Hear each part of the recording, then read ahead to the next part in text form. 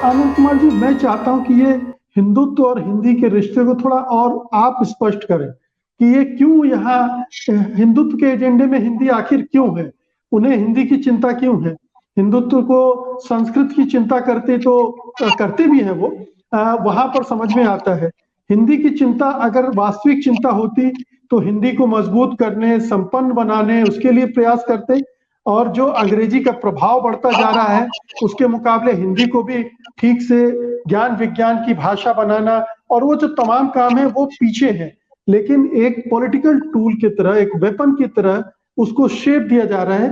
ये क्या, इसका क्या संबंध है हिंदुत्व और हिंदी का, जरा आप रोशनी डाल। मुकेश जी, हिंदी हिंदू हिंदुस्तान ये नारा 19वीं शताब्दी के उत्तरार्ध में उत्तर भारत के कुछ शहरों से चला और उसमें भारतेंदु हरिश्चंद्र से लेकर के नागरी प्रचारणी सभा, हिंदी साहित्य सम्मेलन जैसे मंचों का जाने अनजाने उपयोग हुआ। लेकिन इसी के समानांतर भारतीय राष्ट्रीय आंदोलन भी विकसित हुआ, जिसमें हिंदी सेवकों की एक बड़ी कतार अहिंदी भाषियों के बीच में से निकली और उससे फिर हिंदी पूरे राष्ट्र की एक जरूरत के तौर पर स्थापित होने लगी।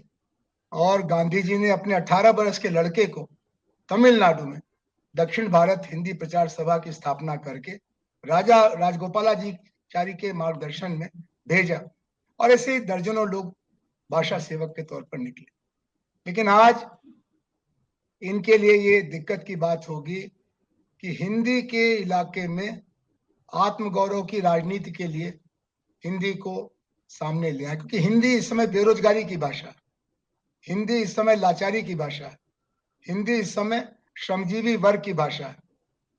और राजनीतिक भूगोल ये बताता है कि तमिलनाडु, आंध्र, बंगाल, महाराष्ट्र, पंजाब, उड़ीसा और उत्तर पूर्व सीमांत के प्रदेशों में हिंदी 10% या उसके आसपास लोगों के द्वारा बोली जाती है।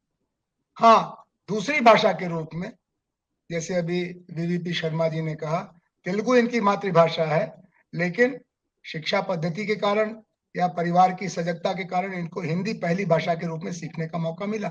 लेकिन दूसरी भाषा के रूप में हिंदी की व्यापकता है और इसमें सरकार का कोई बहुत योगदान नहीं है, सिनेमा का है, श्रमजीवी समाज का है, मीडिया का है और व्यापार और रोजगार का है। लेकिन इस समय हिंदी इलाके में अंग्रेजी का डंका बज रहा है। कस्बा कस्बा, गांव गांव 6 महीने में अंग्रेजी सीखिए का पोस्टर लगता है और हिंदी इलाके के लोग ही रणछोड़ दास हो चुके हैं। वो हिंदी माध्यम को अपने बच्चे की बेरोजगारी का गारंटी मानते हैं। तो ऐसे में जो भूखा है, उसकी पीड़ा को न समझ के, उसके रोजगार के संकट को न समझ करके भाषा के आधार पर अगर आप कोई दीवार खींचना चाहते हैं और उम्मीद करते हैं कि हिंदी और उर्दू की लड़ाई, जिसने पाकिस्तान बनाने में बड़ा योगदान किया, अब 2022 में फिर एक मुद्दा बनेगी, तो हिंदी वाले भी बेरोजगार हैं, उर्दू वाले तो और भी बेरोजगार हैं। हिंदी इस समय अंग्रेजी की दासी है और उर्दू न दासी है न घर के अंदर है, घर के बाहर हो चुकी है, वो तो पाकिस्तान की भाषा बन गई। और फिर उड़िया को पूछिए, तेलुगु को पूछिए, कन्नड़ और मराठी को पूछिए, सब जगह अंग्रेजी का डंका बज रहा है।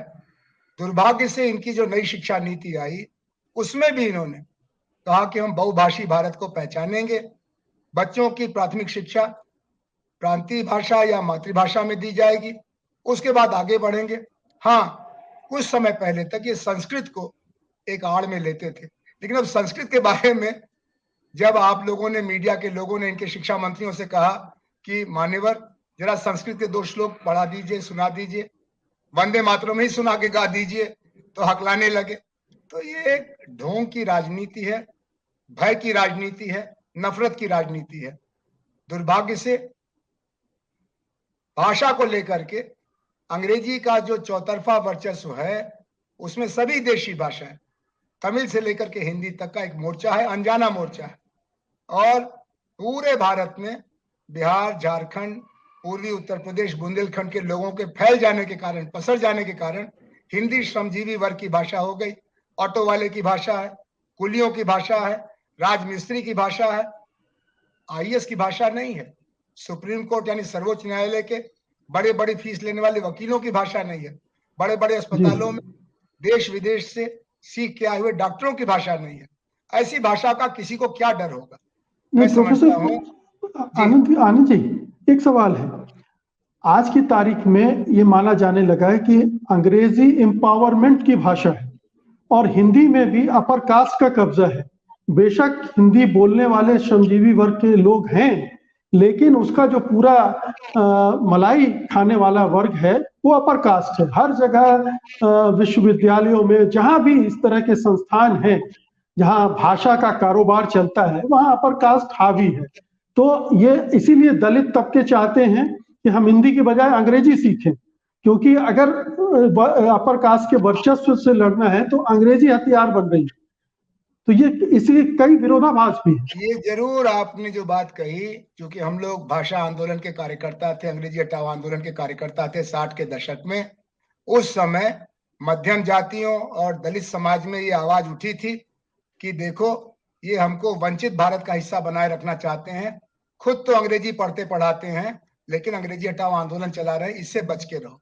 लेकिन आज क्या बामन और क्या दलित, क्या ठाकुर और क्या यादव, ग्रामीण भारत में भूख अंग्रेजी की हो गई है। हिंदी इलाके में वहां गया, हिंदी के अखबार, हिंदी की पत्रिकाएं, हिंदी के विभाग पूरी तरह से साधनहीनता का शिकार है।